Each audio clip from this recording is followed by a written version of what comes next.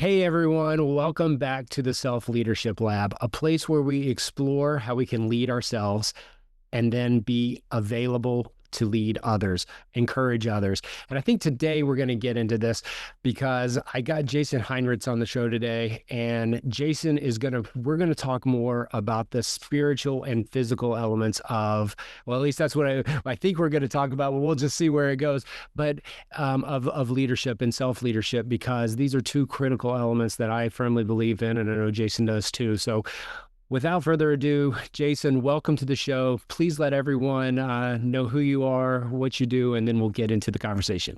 Yeah, thanks, Bobby. Yeah, so my wife and family, we're living in Washington right now near Seattle. We just moved in the middle of last year. We're from Wisconsin. I'm born and raised, huge Packer fan, just big Wisconsin guy. Never thought I'd move, but we got a call out here to help plant a church. My wife is an associate pastor, and so we've been involved in that church for about 10 years in Green Bay, Wisconsin, and we just got asked to come and help start a church out in the Seattle area. So that's been a big move, a big act of surrender, a big change over this last year. So that's a big focus. Also, I'm a direct sales guy. I've been selling Cutco cutlery for 21 years now, and I manage a lot of Wisconsin and the Upper Peninsula. So I do that for like my day job, if you will. And then really excited about what God's put on my heart with the Wake Up Jesus People movement and trying to help Jesus people wake up. Awesome. Well, welcome, and great summary there. So you're a man of many talents. You sell knives, I guess, cutlery, right? Yep. And you're building a church. You know, what a combo. That's fantastic. So tell us. You mentioned it in your intro, but tell everyone about this Wake Up Jesus People, because it's a concept, a book, a whole manner of things. So just go ahead and take a few minutes and tell us about that.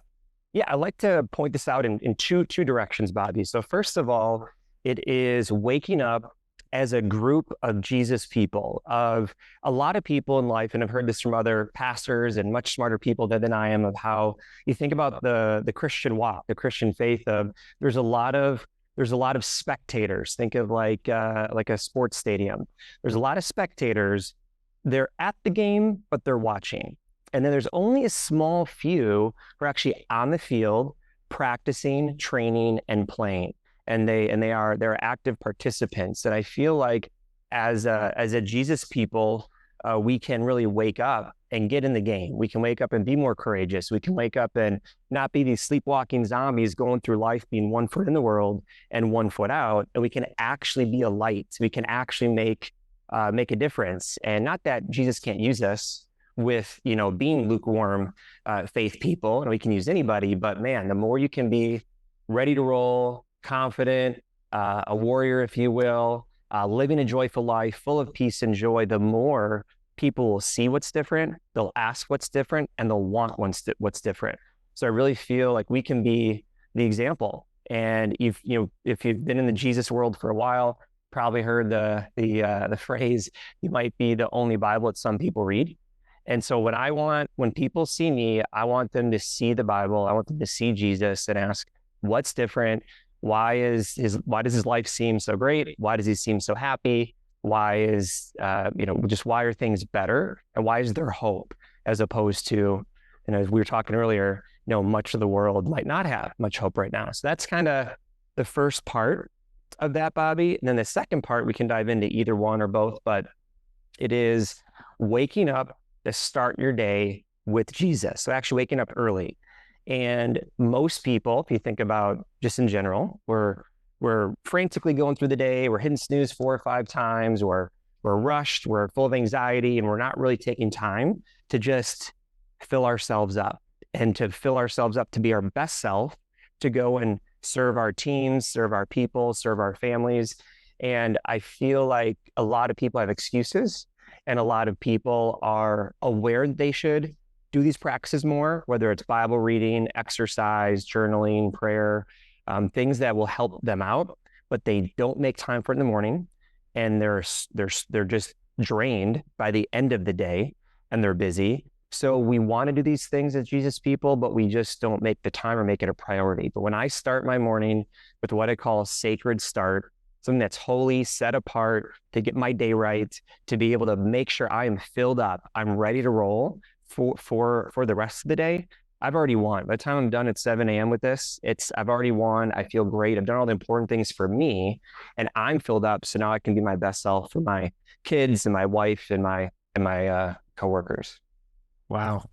Yeah, that is a fantastic principle that I know that, I've implemented in my life as well. Start the day with some spiritual readings, whether it's a devotional, whether it's just reading the Bible itself, a combination of both.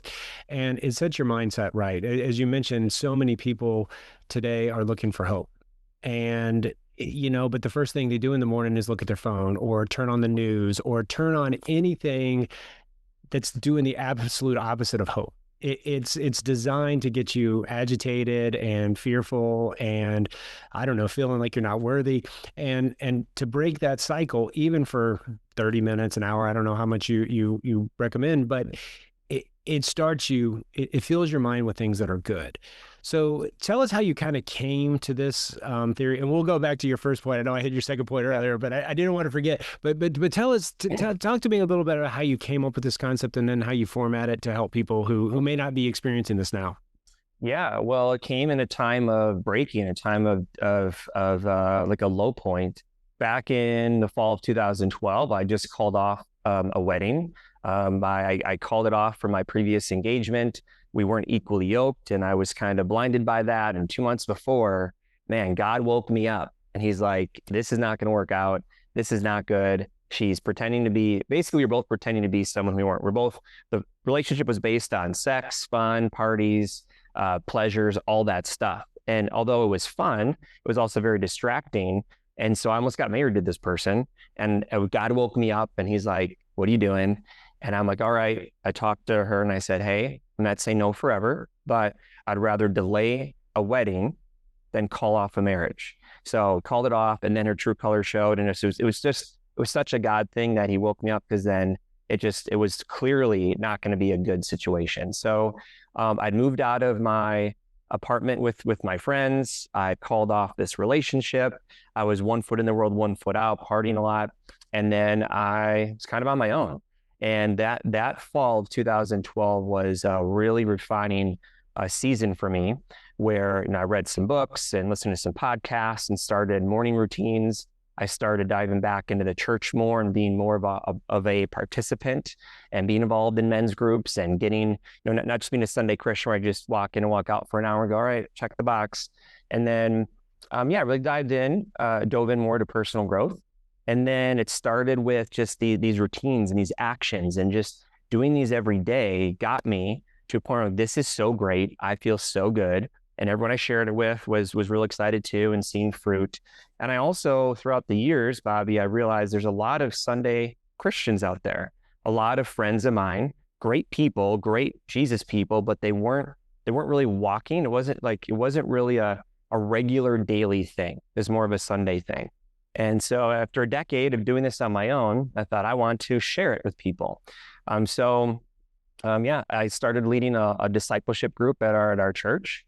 Saw a lot of fruit from that. It was mainly a guys group, and did that for a couple of years, and realized I could probably turn this into a book. I'm sharing all this with these people. I'm seeing lots of fruit. I'm seeing like identity shifts. I'm seeing changes in them, and I'm seeing so much benefit from this. And I feel like I should, get out a book or get something out. So I spent the year of 2024 writing it, and then the year of 2025 kind of promoting it and getting it out there.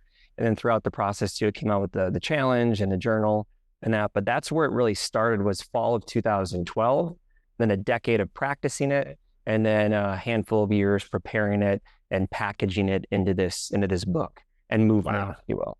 Yeah, no, that's really cool. And so much in the society, and even in the topic of self-leadership, a lot of people don't take care of themselves, and they don't allow that time to fill themselves up. And then a lot of us, I don't know if you've ever heard the analogy that a chicken participates in breakfast because it gives an egg but continues to live, but the pig commits to breakfast. Yes. Right.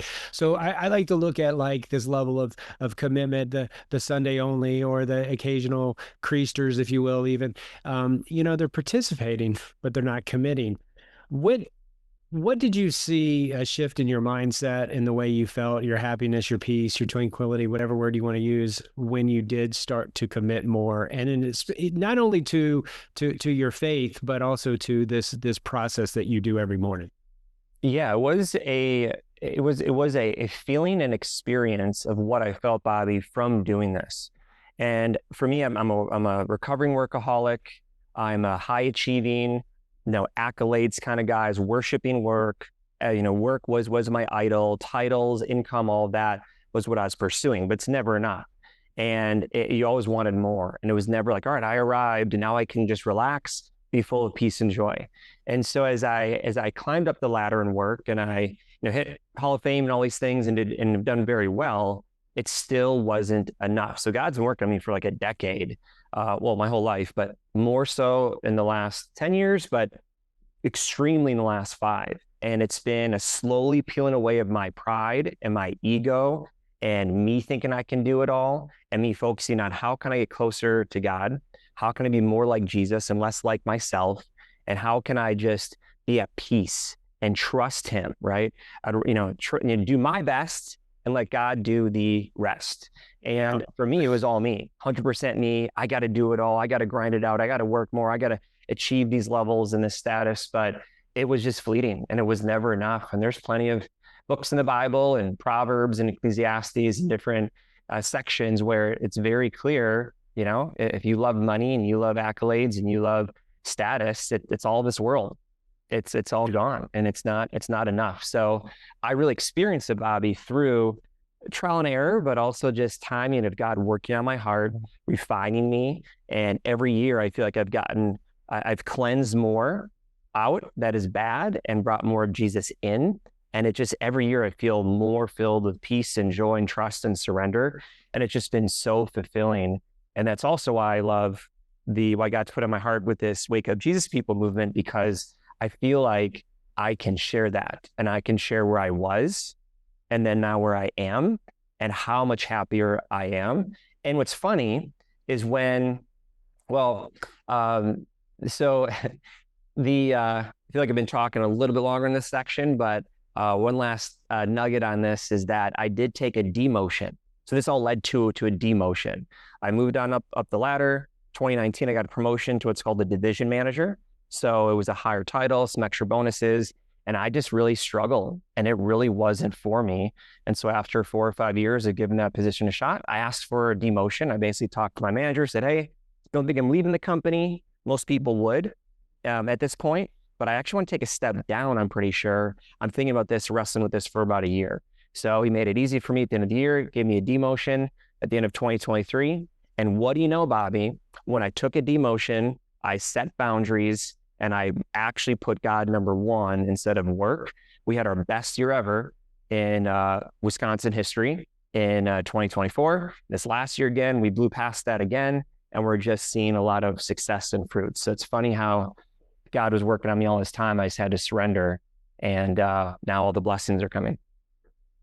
Yeah, I mean, that's your story and mine are parallel in so many different efforts, because as we talked about when we talked earlier before you came on the show, I struggled with this for years. I was chasing titles, I was chasing accolades because I thought that's who I wanted to be. Now, I didn't do it as judiciously. It took me a little bit more time to get to my faith, because I was so reliant upon myself for so long. I thought I could do it. It was always me, me, me, me, me. And that's the bad part of self, because there wasn't really any joy. There wasn't any for others. It was like, how can I make myself look better? Because I wanted to like myself in reality. But once I was able to turn over and start bringing the faith into it, that was such a breaking point for me, because that became so much easier, because you do rely on something greater than yourself, a purpose greater than yourself, something that matters more to you. And those titles and everything don't really matter, because that internal peace that you described when you stepped away and got more success, because I think sometimes we need to learn those lessons, right? We need to do less of what we want to do and more of what God wants us to do, more of how we can serve others, which, believe it or not, I mean, you're like the textbook example of self-leadership theory without even knowing it, because, and again, that's why I think it's such a great concept, especially when we combine it with faith and we combine it with how we do our daily habits, because the more we fill up with goodness, because think about it, I'm just going to assume when you were out there chasing titles and chasing profit and chasing this stuff, you probably had a lower self-worth than you do today. I'm 100%. just guessing, yeah, because Yeah. again, you were going against metrics, where now you're going against knowledge and peace and positive things. Because in the business world, it's tough. As someone who's been in it myself, it's cutthroat. You don't know if a guy's going to shake your hand or stab you when you walk in a room. Sometimes, I'm kind of half joking, but when you turn over your life and you say, I don't have control of this, I'm going to do my best, but I'm not going to overdo or overthink it. I know I talked my segment as the host here, but can you expand on that at all, if that made sense? If not, just tell me no. We'll go to the next topic. But I'd like to hear your thoughts on just that turning over and how that felt. Yeah, I mean, I felt exactly how you did, where it's never enough, because you're always comparing yourself. And for me, for years, it was a weekly battle, a daily battle with the reports. Who's beating me? Am I not enough? And my emotions and my self-worth and my identity was going up and down based on the sales reports each week and each year. Even though I was in the same position and had good weeks and bad weeks, it would really fluctuate into if I enjoyed myself and my job. And I think we put way too much, weight on our title or on our position or what we've accomplished. And we have to remember, if we died or if we quit, our company would replace us like that. We're just a number. No, not necessarily, right? There are humans involved, but the business is going to still run without you. And, it's no one's also looking at you. I feel like a lot of times, especially like when you went, I was just thinking about like going to an event, you're wondering how you look and like, oh my gosh, who's watching me? You're all paranoid. But you have to understand, everyone else is just as paranoid about themselves, that they're not even caring about you. And so when I think of going to an event and not being good enough because I didn't sell as much recently, that's such garbage, because it's that internal self-worth of who you are and what you've done, and so many things you've done to get to this point, that this last week or this last month doesn't make you who you are. Like, you are not your sales report. You are not your title. Now it helps, and it might, it might help in some areas or look good on a resume or LinkedIn, but really, for me, to kind of do full circle, I felt it was so scary, but yet so fulfilling when I took a demotion in the world, right, to take a promotion in his kingdom. And now that I've been promoted to be more like a vessel and just surrendered, like, all right, God, use me and however you can in this thing, it's just been so freeing, 'cause it's not up to me. Even these podcasts and the books, like, sure, I'd love to see things blow up, but it doesn't matter. It's not up to me. It's up to God. And I've already done my work. So now, all right, God, bless this and use it to reach people and to impact people. But hey, if I make a ton of money on the programs or not, it really doesn't matter to me. This is all just like for his kingdom, which is really exciting, because it's an ongoing excitement to build his kingdom and not my own. And it's an always evolving situation. And so you have different seasons and different parts of life that are going to be up and down. But for me, it's like knowing them doing it for his purpose and not myself really gives me this ongoing just peace and joy and excitement for what's to come. Wow. Well, I'm so glad you found that, and then now are reaching out to others. And like you said, as someone who's written a book myself, a lot of times you don't write it. You write it for yourself because you want to catalog it, and it helps re-cement your thinking. And then, of course, if other people can get it, I'm sure you're making an impact. I mean, it may not be in book sales or whatever, but I'm sure you get comments and people saying, hey, this encouraged me. I mean, this whole concept to me is very encouraging, to see someone like you do this shift and then pour it out to good, like to try to make the world a better place, to try to get people more involved. Shifting gears just slightly, going back to the first point, which we probably should have hit first, but that's the way my brain works. The whole wake up Jesus people. What advice would you give to someone who is either, one, has no faith right now or no background in faith, or someone who is one of these Sunday Christians, you know, Mhm. the chicken of church or the chicken of faith. Yeah. My analogy, not yours, but Yeah. what could you share to help people in that? Yeah, I would say your doubt and your uncertainty is normal. There's a lot of questions I still have. Not question, maybe not as many questions, but there's or doubts. But it's yeah, how does that work? Or yeah, what was God thinking?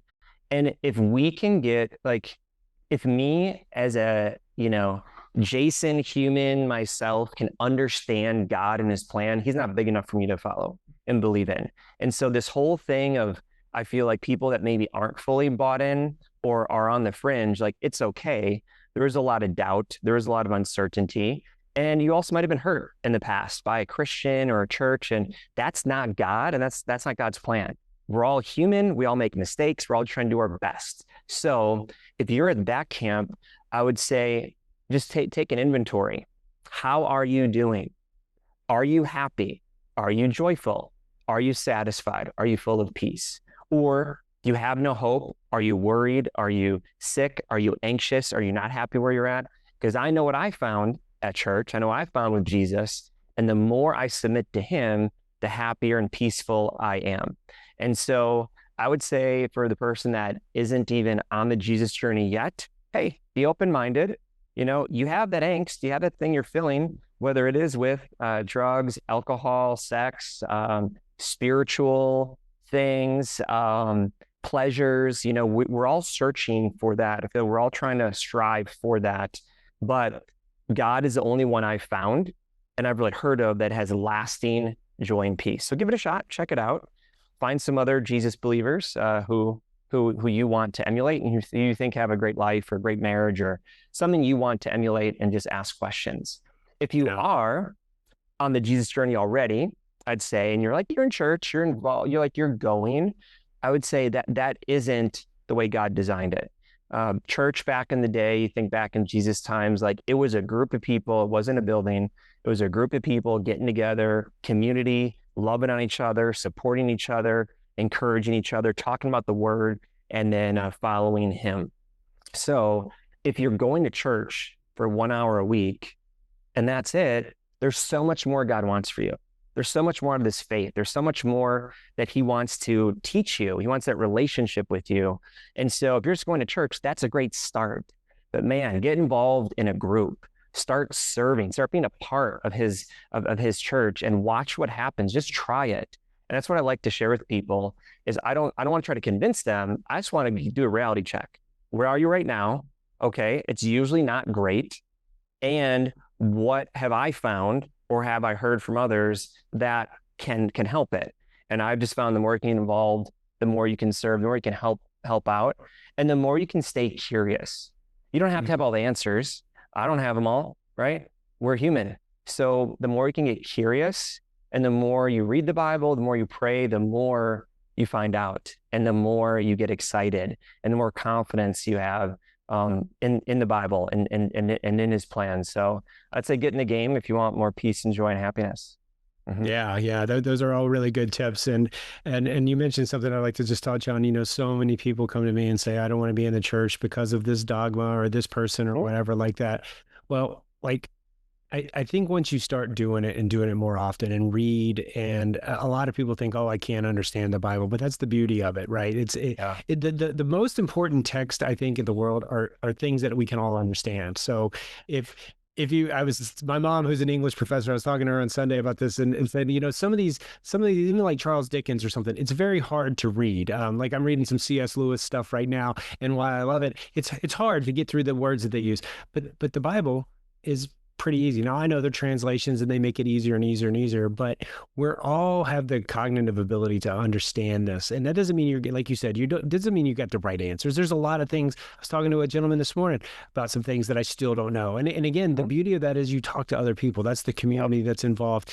And for those of you out there who are hurting or going through a struggle period or feel like you don't have the hope, nothing is better than having a friend or a group of friends to help you get through. As you can, sorry about my dogs there. I don't know if it's coming through the thing. Of course, today they decided to be agitated, but having that group will support you. and then having a foundation. It's like any other hobby or thing that we love to do. You don't get enough of it. If football is your thing, you're going to talk to your friends about football and all this.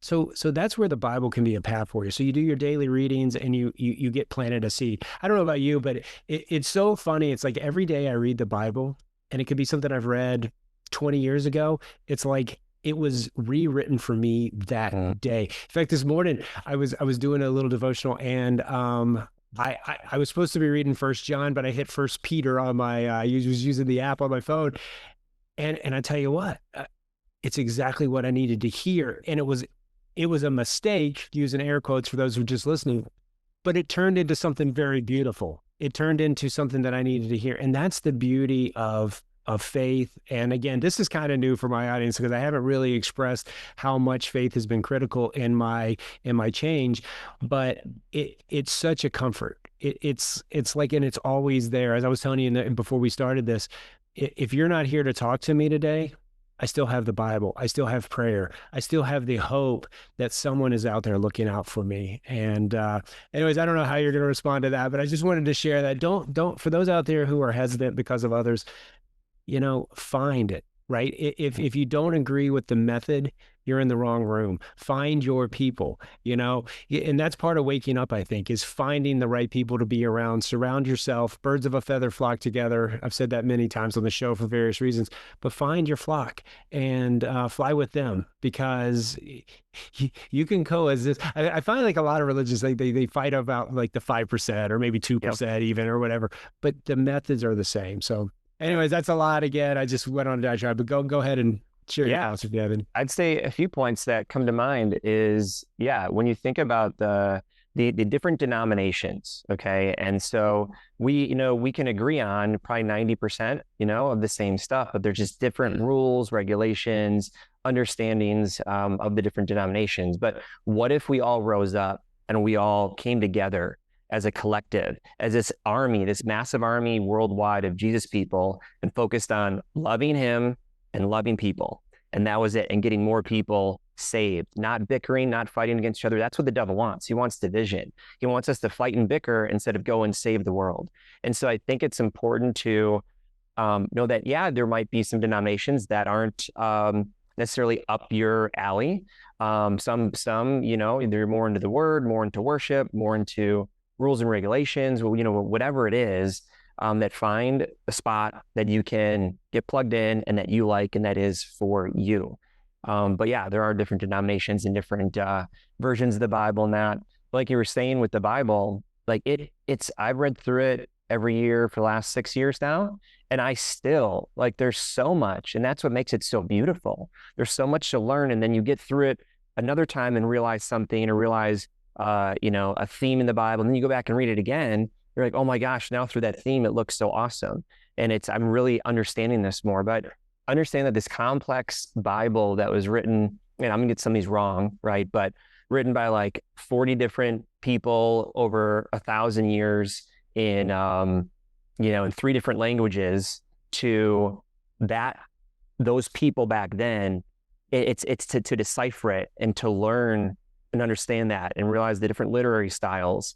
The more you can find to ways to enjoy the Bible, the more you're going to study it and learn it and love it. And then as you get to learn it more, then it starts reading you, right? And now you can like test yourself against it. And then just like you with First Peter, that was a God moment where it was an accident, right? But really it was probably God guiding you to know what you needed that day. And no matter what situation you're in, no matter what you're going through, there is practical wisdom in the Bible to read and get wisdom from. So that's why I love it. And that's why I never will arrive in understanding the full Bible. I'll learn more and more, but that's what I think is so beautiful about it is there is so much to understand. When you get through, there are some tough spots, there are some weird spots, and there are some boring spots that you learn later why they're important or what was happening back then. And the more you understand that and see the beauty of most of the Bible, instead of getting hung up on those couple things you don't understand or you think, isn't right, well, learn more about it, because I feel like there's a lot of people who have never read the Bible, but they're hating on it, right? You got to understand the whole picture.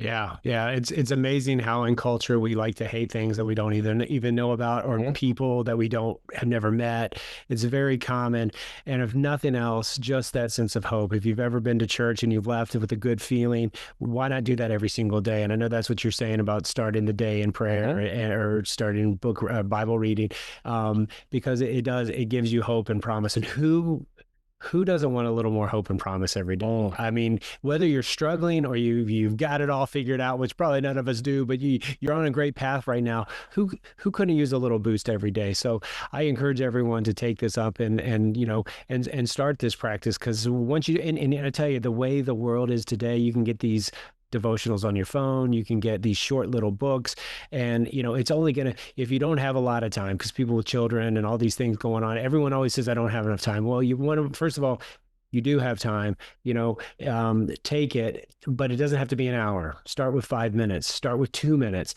because it's out there and it's so readily accessible today. And it just gives you that something positive to think about, and it gives you something to think about all day. What I like to do is read something in the morning, read it again at night, and then see how it changed throughout the day, because without being aware of it when I woke up, maybe throughout the day I see something and it deepens my understanding of it. And then if sometimes if I see someone like you or a friend I'm having lunch with, maybe I talk about it there too. But no, great concept. And we spit, and so I encourage everyone. We'll put the links to your book, and you have a journal to go along with it, to help people in this process. We'll make sure you got have access to that, for those who want to go after it. But you also, another thing I want to touch on is you've started a 40 Forge challenge. So to tell us a little bit about that. I know it's a little bit of shift of topic, but Yeah, I don't want to stop this podcast without us getting through that. of course. Yeah, thanks. So it really is focusing on 40 days of doing the sacred start with some other things. So the sacred start is 5 components, right? So it's prayer every morning, affirmations from scripture every morning, reading the Bible every morning, journaling every morning, and exercise every morning. So it could be as little as a little 30-minute, what I call swift sacred start. For me, it's gotten to a point where it's 2 hours, and I love it and I crave it. From 5 a.m. till 7 a.m. every day is like my time to be with God and myself, get myself right, and do it before my boys get up at 7:15, because then we know there's chaos in life, and at night there's really no chance either. So I want to get it in and start my day with that, so I'm ready. And so really the 44 challenge is a component of that. So after this, the end of this discipleship group was a 7 to 8 week class I was running for a couple of years at church. And at the end of the group, Bobby, I'd give them a challenge. And I'd say, and I called it a 40-day faith fast at the time. And I just like, do these things. Here's what I've been doing, is more of like, cool, you learned all this. Now get to it. Change your identity, be a new person. Now that you have some motivation, let's go make it practical.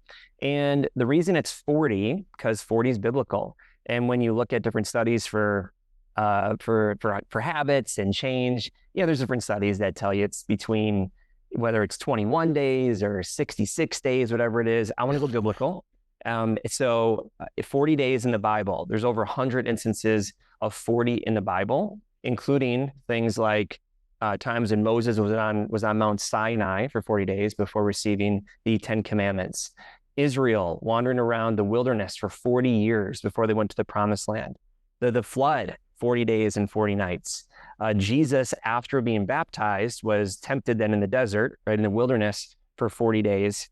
And then there's times like Goliath, his taunt to Israel before David came and knocked him out, was 40 days. And then Jesus, after post-resurrection, being on earth for another 4 days before he ascended to heaven. So when you think about when you read the Bible and you see the number 40, it has meaning. And in each instance of 40, it's often marked by a time of testing, preparation, or transition, where God prepares his people for a new stage of his plan. And so when you think about that, I want to go biblical and say 40 days. So the goal is at the end of these 40 days, Bobby, people are changed, they are transformed, they're forged. Think about a blacksmith, right? Forging that iron, heating it up, getting it uncomfortable, and then pounding it into this sharp sword to use. That's the goal, is you're forged after these 40 days. So there's 3 versions now. I started with 2 and found out that even the light version was a little tough for people. So I have a 40 Forge hard and a 40 Forge light version. And then recently, just this year, I started the 40 Forge Ignite challenge. So just to get started, to just ignite a little bit, very simple. Anybody can do it, because I think of like 75 hard, right? I've heard of friends do that. It's 2 workouts a day and 10 pages of reading and a diet and a gallon of water, all this stuff. And there are millions of people who've gone through that for 75 days. I thought, how can I make like a Jesus version of it? And so the Ignite version, all it is it's praying daily, Bible daily, exercise for at least 15 minutes daily, and then abstaining from a few things that have chains on people like alcohol, drugs, and porn. So none of that for 40 days. Okay. That is the Ignite, the mini version. So that's something if someone wants to get in the game and just do something, that is a start. And then it goes all the way up. There's a light version, and the hard version is, I'll list off some of these, but some of the similar practices, but it's a Daniel fast plus protein.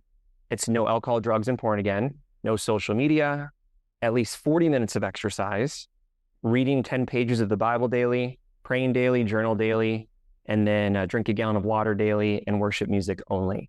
So the goal with any of them is just get your day started, get all this in, and whether it's 30 minutes or 2.5 hours, that it'll change you, and your identity will be different at the end of these 40 days. And the goal is that you do it once and you're kind of set on this trajectory, but I've seen people now doing this for a couple years. I'd run this challenge 6 times a year. And so you can go to 40forge.com and check it out and sign up if you want, but it is times where people will do a smaller version and then go to the harder version after that. So that's what the 40 Forge challenge is.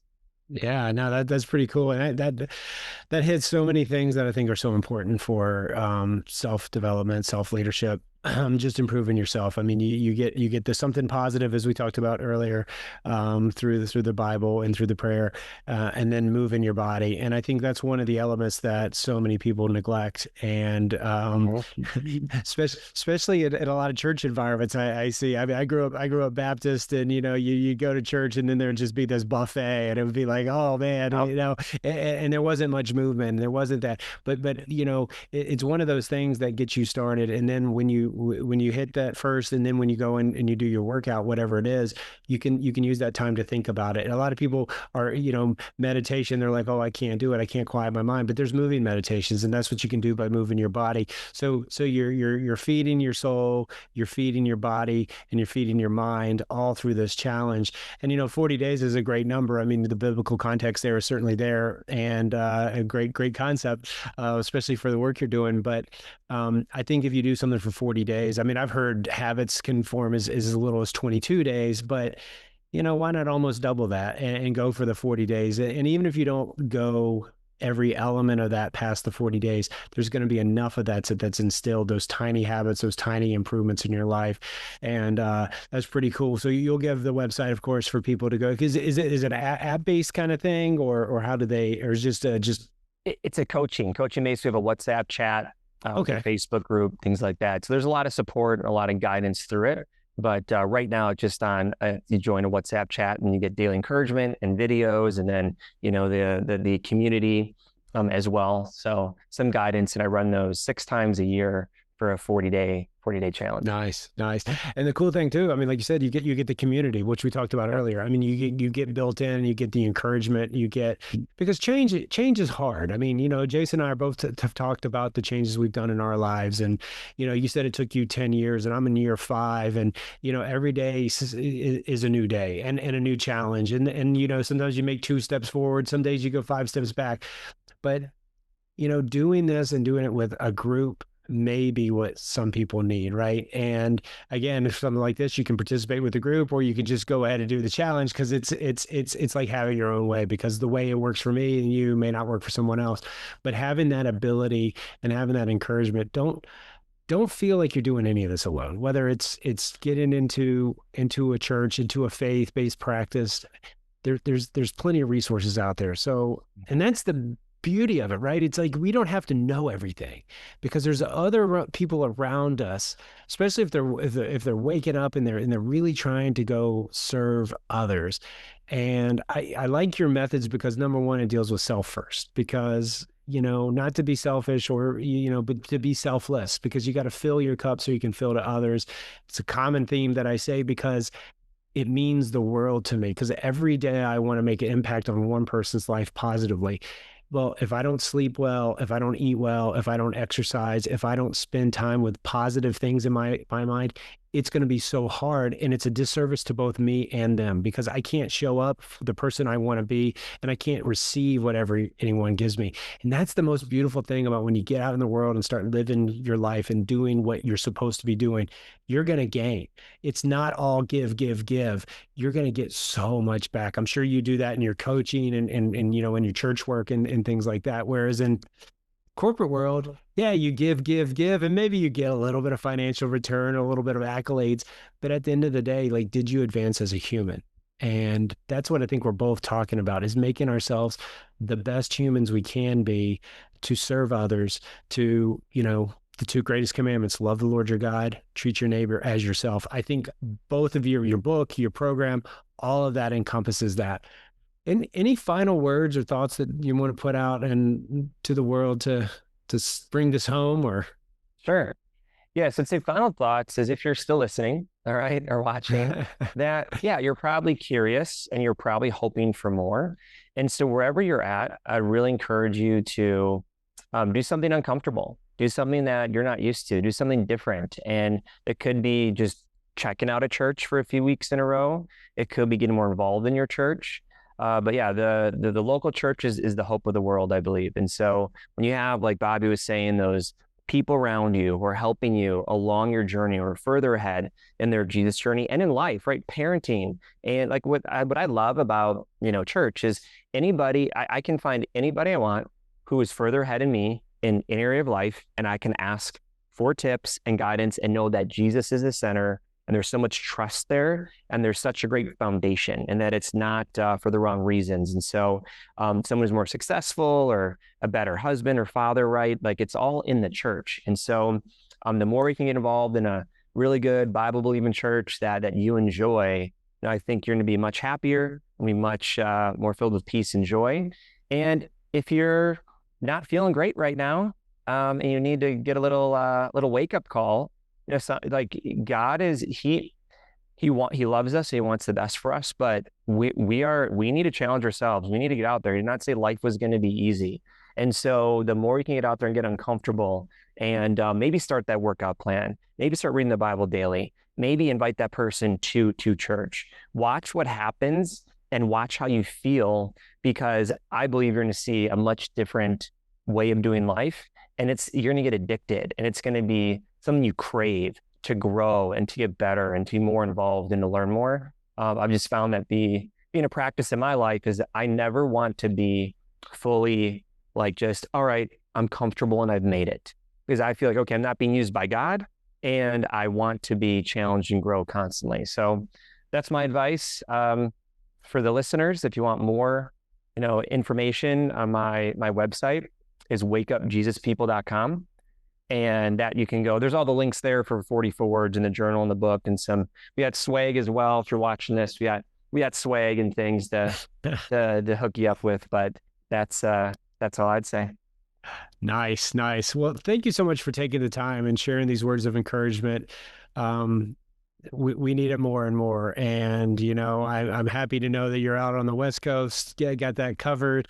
I'm over here in Virginia, so we're far away, but, hopefully one day I get to meet you in person, and maybe we can do one of these, challenges, work out together and see how that goes. But no, I do like what you said, start. And, it doesn't have to be suffering, but a little bit of discomfort.